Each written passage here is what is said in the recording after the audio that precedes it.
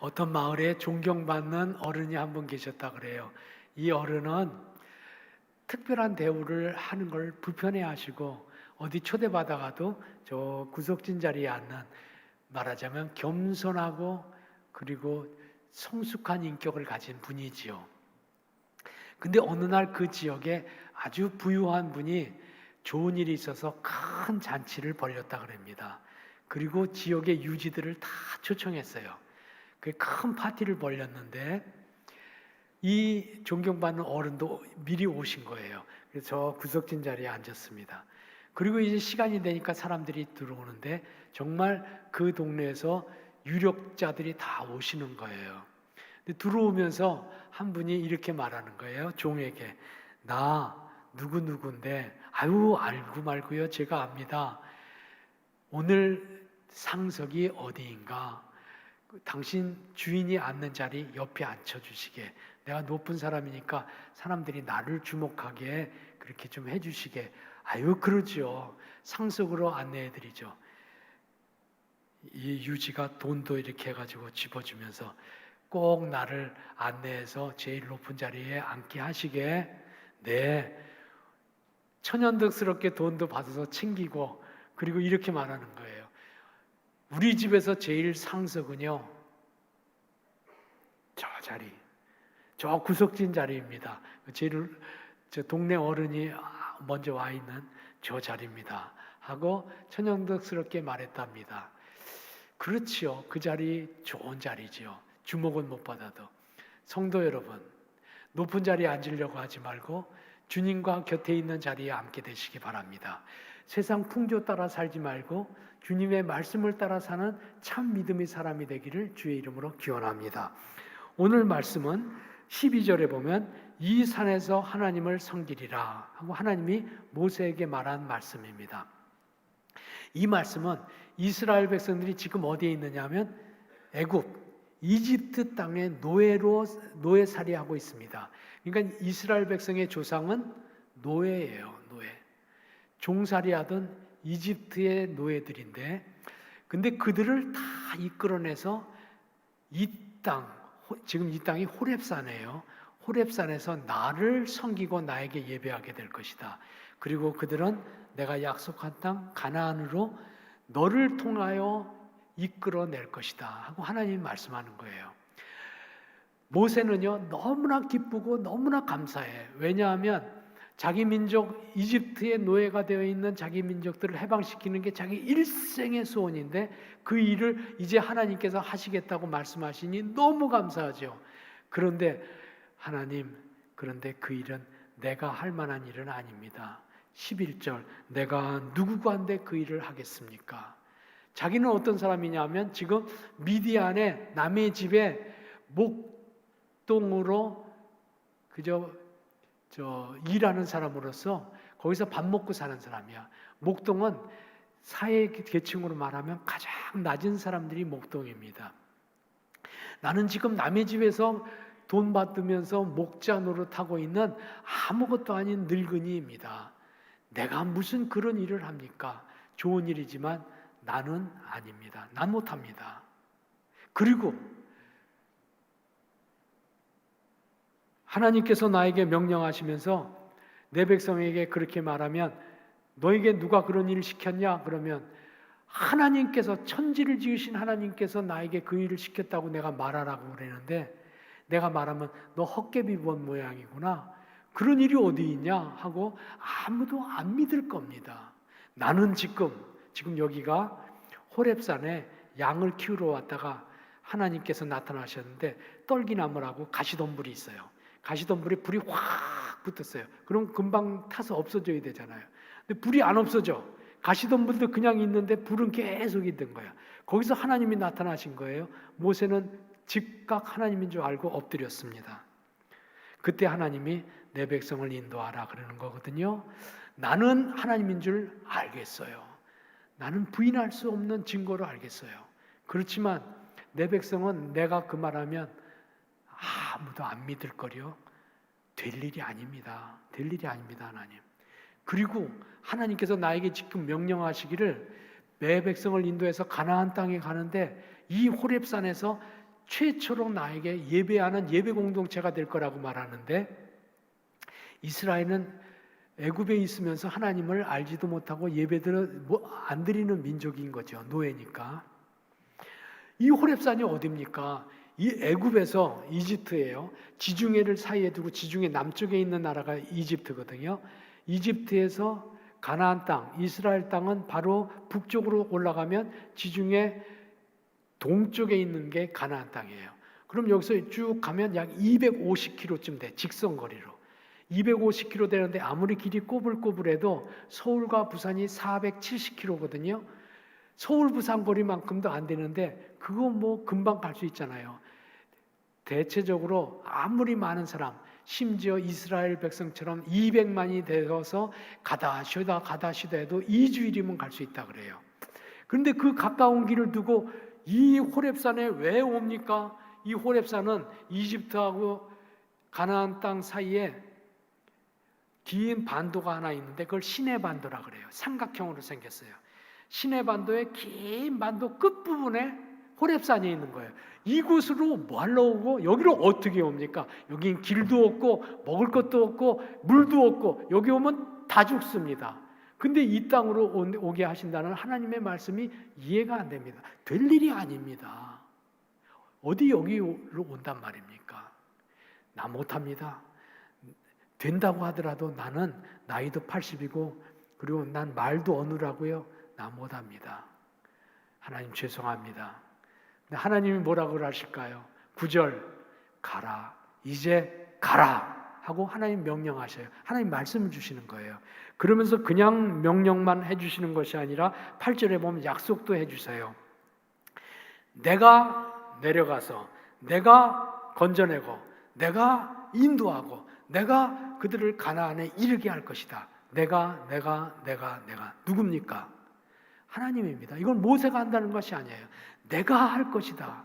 그러니까 하나님은 모세에게 네가 가는 것이지만 보이지 않는 손으로 내가 앞장서서 갈게. 너는 나를 따라오기만 하거라. 그리고 내가 너에게 감동 주어서 말하는 것을 백성들에게 말하고 내가 너에게 말하여 인도하라는 길로 너는 인도에 가기만 해라. 그러면 너는 호렙산에 오게 될 것이요 가나안 땅에 이르게 될 것인데 너가 이끌어서 이 호렙산에 오게 되면 그때 비로소 너도 말하게 될 것이요 이스라엘도 말하게 될 것이다. 아, 하나님이 우리와 함께 계셔서 여기까지 왔구나. 우리가 우리 힘으로 온 게 아니구나 하고 다 고백하고 이곳에서 하나님을 섬기게 될 것이다. 여기에 3장이거든요. 모세가 들었을까요?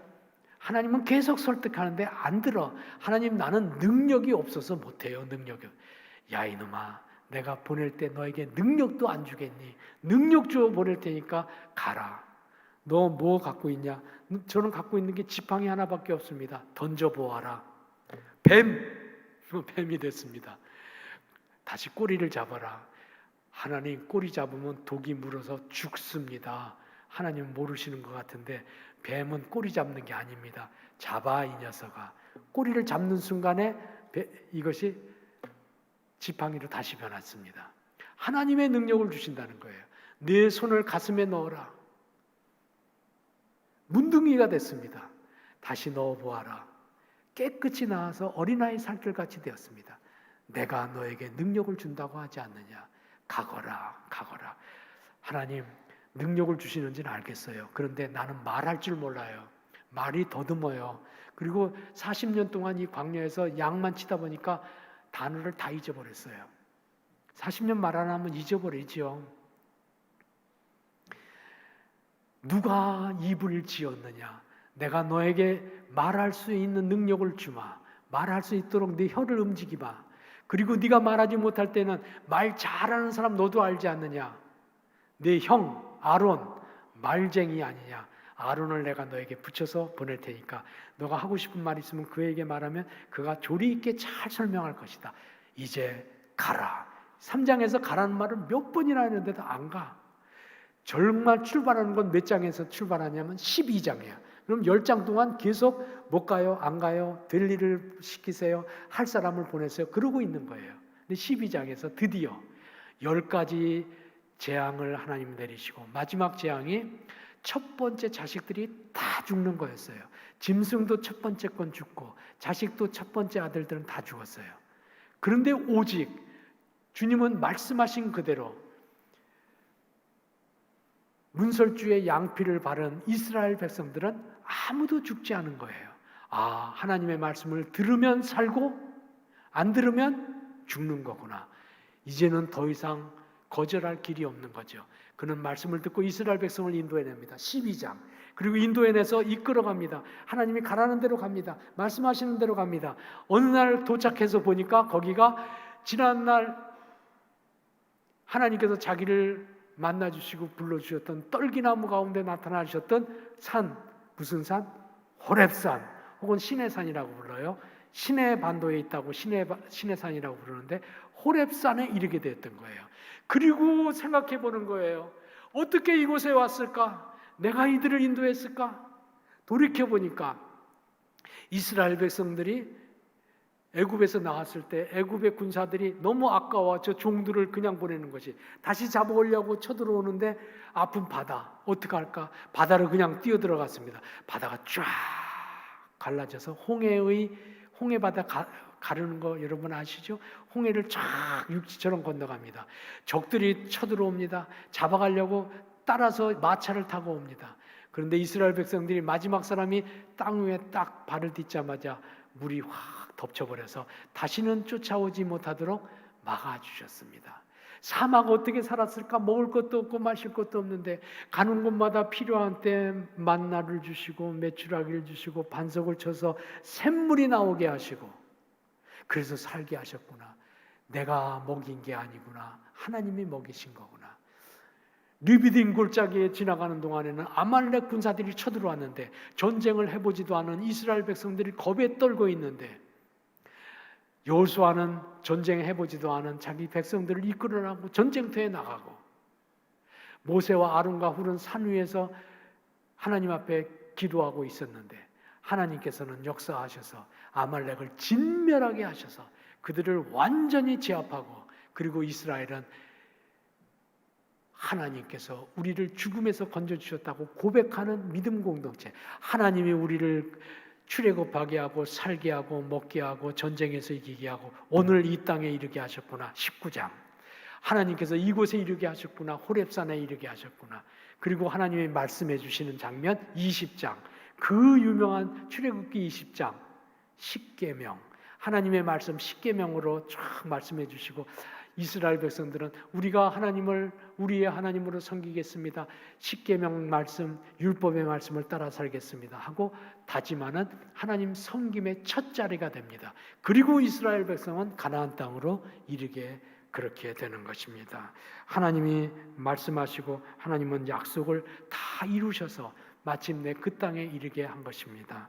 믿음은 하나님께서 말씀하시고 하나님은 말씀하신 것 꼭 이루시고 반드시 약속을 이루어 주신다고 하는 신실하신 하나님을 믿고 그 약속의 말씀을 따라 행하는 것, 이것이 믿음입니다.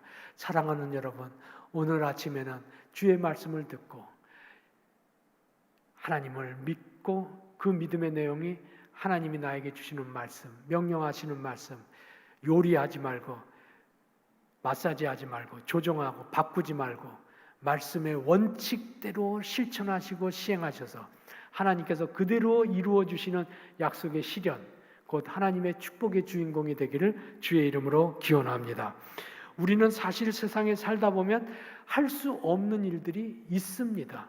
아니, 많지요. 되지 않을 일들이 있습니다. 많아요. 많습니다. 그래서 우리는 하나님 이거는 안 돼요. 이게 될 일이 아닙니다. 아니, 하나님께 묻지도 아니하고 이건 안 될 일, 나는 못합니다 하고 포기하는 경우가 많습니다.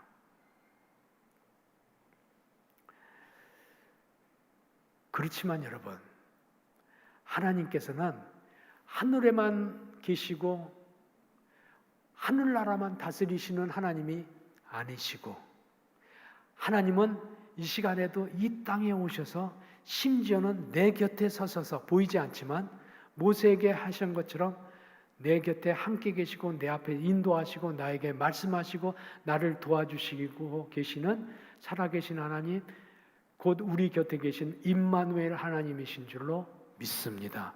그러니까 하나님은요, 하늘에도 계시고 동시에 땅에도 계시고, 그래서 하나님이 하늘을 창조하시고 땅을 창조하시고 육신의 몸을 입고 이 땅에 오시고 오늘도 우리 곁에 계시는 성령 하나님으로 계신 거예요. 과거도 계시고 오늘도 계시고 내일도 계시는, 어디나 계시고 언제나 계시는 하나님, 이게 하나님이에요. 이게 올바른 신앙이에요. 임마누엘 신앙, 우리 곁에 계신.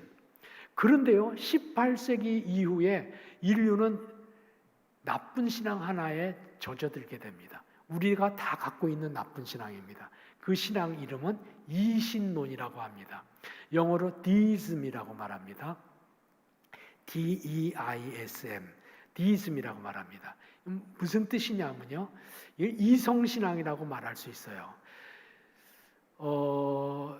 유럽에서 르네상스를 지나고 15세기, 16세기, 17세기 산업혁명을 지나고 인간들은 머리가 깼어요.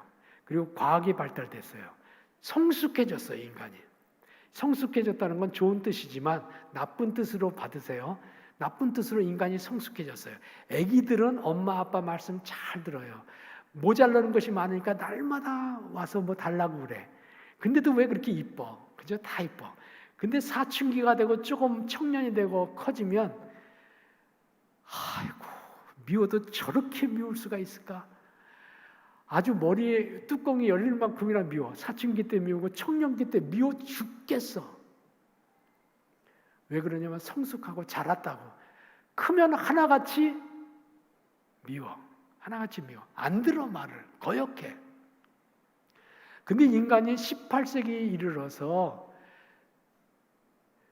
산업혁명 지나고 나서 사람이 성숙해진 인간이 됩니다. 성숙해진 인간이 되어서 이제는 자기가 무엇이든지 할 수 있는 사람이 된다고 스스로는 말하게 되죠. 합리주의적인 종교관을 갖게 됩니다. 그것을 일컬어 디이즘이라고 말하는데 이런 내용인 거예요. 계몽주의 18세기 이후 계몽주의 시대 이후에는 하나님은 온 세상을 창조하셨다. 100% 믿어. 예수 믿는 사람들이 신학조류니까 100% 믿어. 하나님 지으셨다. 그런데 하나님은 지으시고 하늘에 계시고 이 땅은 원리와 법칙에 따라서 움직이게 되어 있다.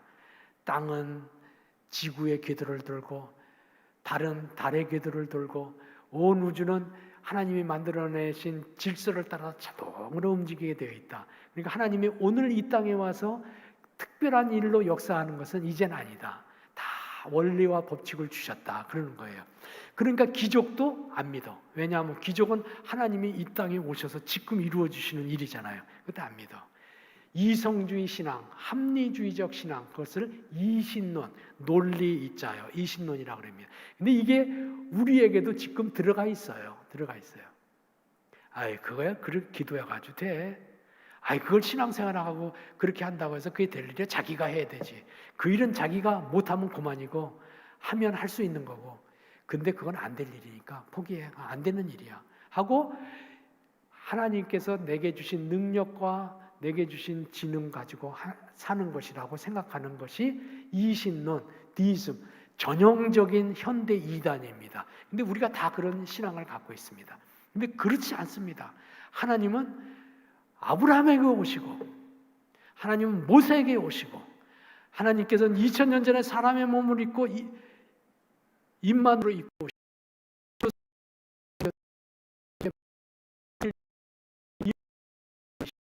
있습니다. 여러분 예를 들면 보세요. 아브라함, 너는 본토 친척 아비 집을 떠나 내가 너에게 지시할 땅으로 가라. 아브라함은 하나님의 말씀을 듣고 하나님의 말씀을 믿고 짐 싸가지고 출발합니다. 그런데 생각해 보세요. 그 옛날에 낙타에다가 실으면 얼마나 쉽겠어요. 먹을 것 조금 싣고 세간살이 조금 싣고 가는 거예요. 자기하고 자기 아내하고 둘뿐입니다. 자식도 없고. 조카 롯을 하나 데리고 왔습니다. 그게 12장이에요. 창세기 12장. 아유, 저 사람들 그런 계시를 받았다고 그래 가냐?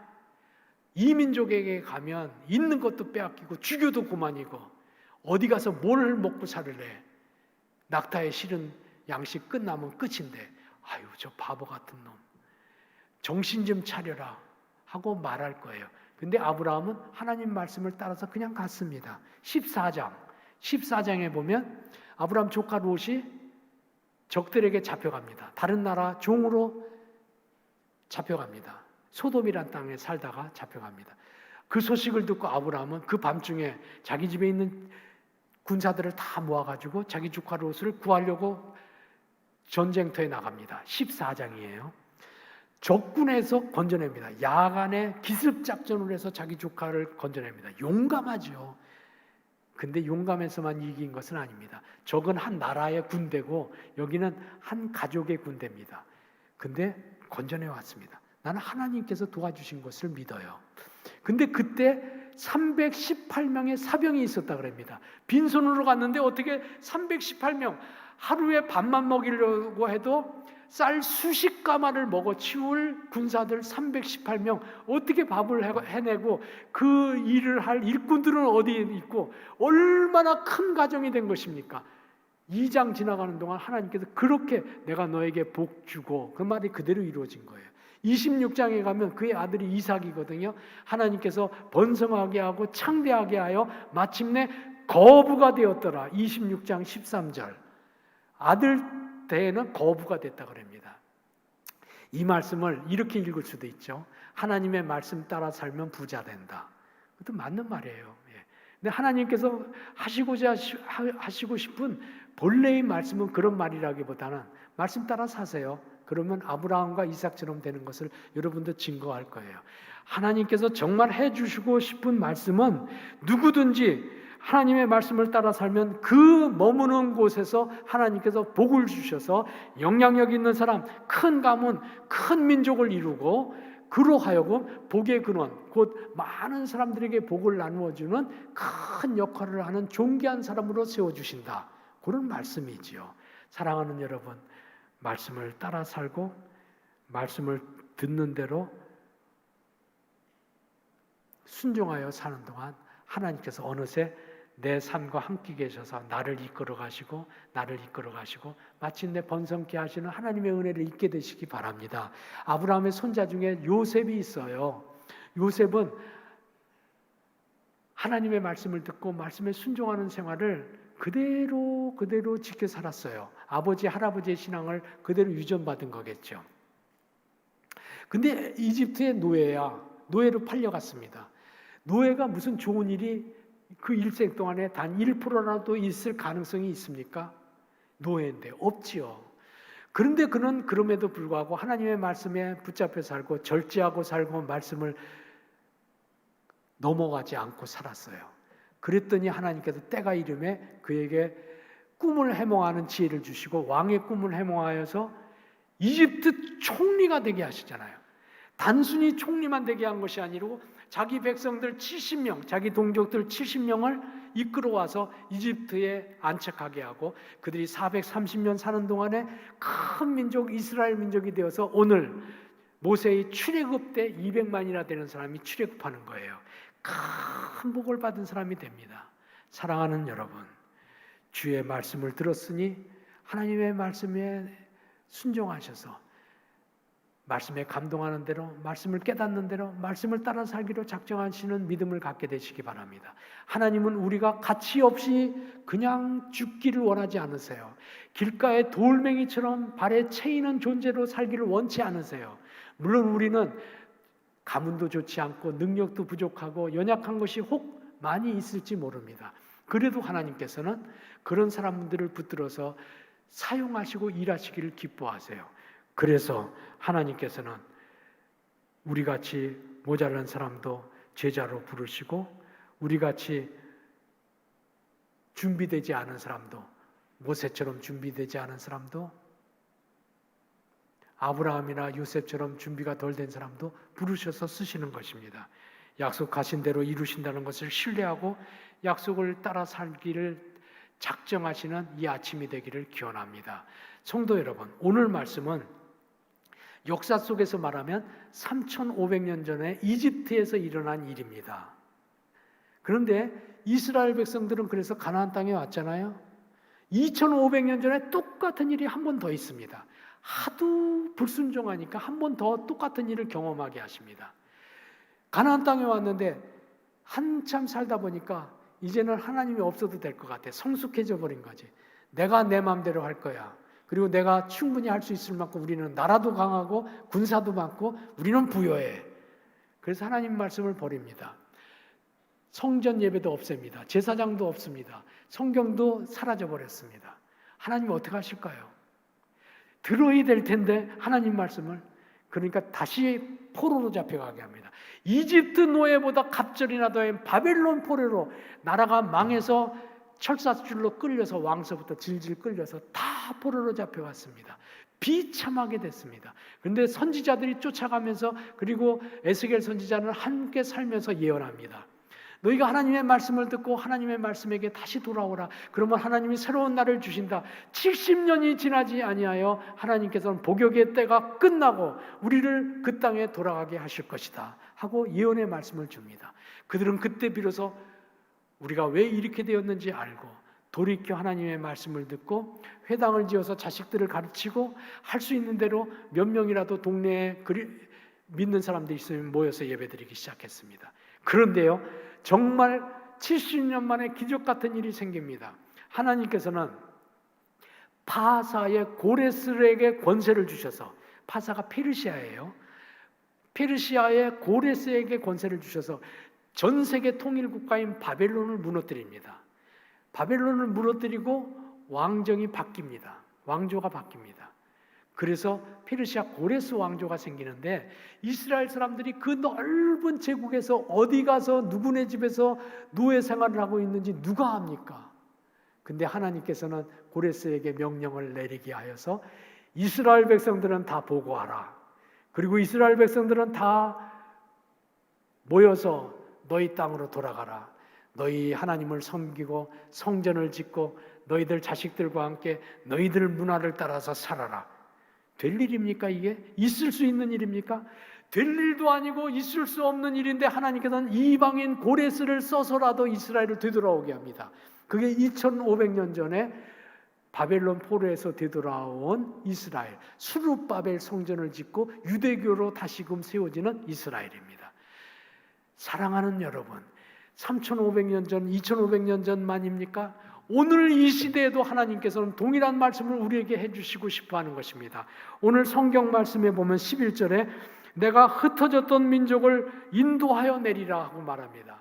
흩어졌던 민족이 누굽니까? 2500년, 3500년 전에는 이스라엘 백성이었습니다만 그거는 유태인들만 말하는 것이 아닙니다.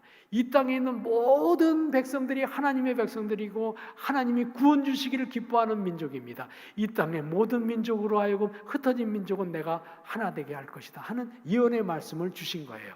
이스라엘에게 그게 실현되어진 것이고 놀랍게도 우리 시대에도 1989년 11월 9일 이 일이 기적같이 실현되었습니다.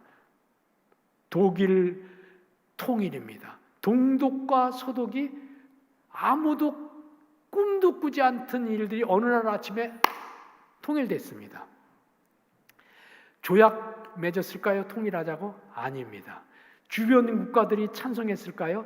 아니죠. 아무도 찬성 아니죠. 1차 대전, 2차 대전 일으킨 게 독일이거든요. 수백만 명, 수천만 명이 죽었거든요. 이 나라는 쪼개놔야 된다. 그래서 뇌조각을 내놨습니다. 뇌조각을. 그런데 누가 찬성한단 말입니까? 근데 어느 날 실수로 통일이 됐습니다. 물론 양쪽 국가에서 기도하고 그런 사회적 분위기가 있었던 거예요. 그렇긴 하지만 어느 날 아침에 사람들이 베를린 초소를 막 지나가는 거예요. 그러니까 총을 갖고 있는 사람들이 동독에서 막을 거 아닙니까? 너네들은 뉴스도 못 들었어? 오늘 아침에 대변인이 말했잖아. 동서독 자유왕래한다고. 실수로 대변인이 실수로 말한 거거든요. 자유왕래는 동서독 자유왕래가 아니고 다른 나라들 자유로 갈 수 있도록 동독에서 하겠다는 거예요. 근데 잘못 말했어요. 근데 그냥 뭐 떼거지로 수십만 명이 막 몰려드니까 막을 틈도 없이 동소독이 하나가 됐어요. 그리고 나서 동소독은 순식간에 통일되었는데요. 나는 하나님의 역사라고 봐요. 사람이 손대면 덧나요. 사람이 손대면 싸움 나요. 전쟁 납니다. 근데 하나님이 손대시니까 아무 일도 없이 원상복구예요. 지금 독일 가보세요. 동독, 서독 구분이 없어요. 구분이 없습니다. 거의 완전하게 하나 됐습니다.